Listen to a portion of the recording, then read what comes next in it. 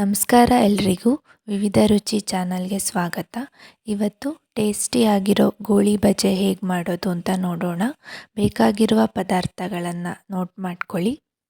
ಮೊದಲಿಗೆ 1 ಕಪ್ ಮೈದಾ ಹಿಟ್ಟು, ಅದಕ್ಕೆ 1 ಚಮಚದಷ್ಟು ಅಕ್ಕಿ ಹಿಟ್ಟು, ರುಚಿಗೆ ತಕ್ಕಷ್ಟು ಉಪ್ಪು, ಹೆಚ್ಚಿದ ಹಸಿಮೆಣಸಿನಕಾಯಿ, ಸಣ್ಣಗೆ ಹೆಚ್ಚಿದ ತೆಂಗಿನಕಾಯಿ, ಕರಿಬೇವು ಸೇರಿಸಿ ಒಮ್ಮೆ ಮಿಕ್ಸ್ ಮಾಡ್ಕೊಳ್ಳಿ. ನಾನಿಲ್ಲಿ ಸೋಡಾ ಬಳಸಿಲ್ಲ, ನೀವು ಬೇಕಿದ್ದರೆ ಚಿಟಿಕೆಯಷ್ಟು ಸೋಡಾ ಸೇರಿಸಿ. ಹಾಗೆ ಬೇಕಾದಷ್ಟು ಹುಳಿ ಮೊಸರು ಸೇರಿಸಿ ಬೋಂಡ ಹಿಟ್ಟಿನ ಹದಕ್ಕೆ ಕಲಸಬೇಕು.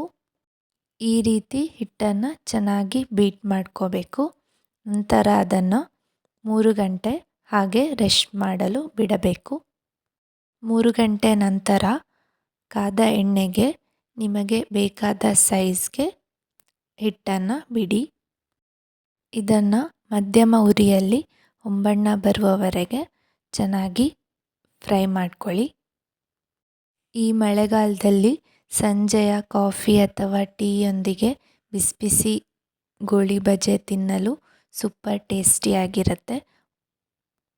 ಈ ವಿಡಿಯೋ ಇಷ್ಟ ಆಗಿದ್ದರೆ ಪ್ಲೀಸ್ ಲೈಕ್ ಮಾಡಿ, ಶೇರ್ ಮಾಡಿ ಹಾಗೂ ಸಬ್ಸ್ಕ್ರೈಬ್ ಮಾಡ್ಕೊಳ್ಳಿ. ರೆಸಿಪಿ ಟ್ರೈ ಮಾಡೋದನ್ನು ಮರಿಬೇಡಿ. Thanks for watching.